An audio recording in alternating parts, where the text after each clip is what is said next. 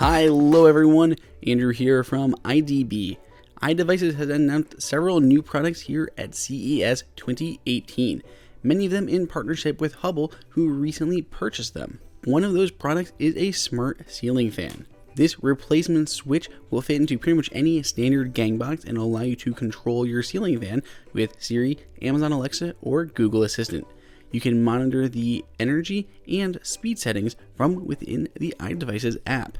The more interesting wall switch, though, is the iDevices Instant.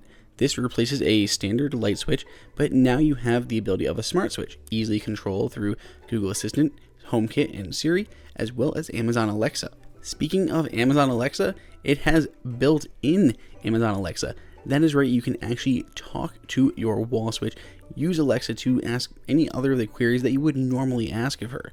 Also built into the switch, an ambient light sensor and a motion detector. When you access Amazon Alexa, you're also going to notice that trademark circle lighting up, letting you know that you have, in fact, invoked the assistant. That's a lot of technology to build in just to a light switch. You don't have to worry about putting in separate motion detectors, separate Amazon Echo devices. It's literally just swap out a wall switch. Now you can control your lights through any assistant that you need to, HomeKit, Google Assistant, whatever it may be. You also have Alexa built right into that speaker, as well as motion sensors and everything else that you could possibly need.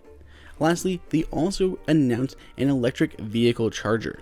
The charger will require no hub and support both iOS and Android using a specialized app to help monitor the power they're using for your car. Both hardware and plug-in models will be available when it launches, and it'll support both Amazon Alexa and Google Assistant. Stay tuned to iDB for updates on all these new HomeKit and smart home devices. Go ahead and subscribe, let us know what you think in the comments, and until next time, it's Andrew for iDB.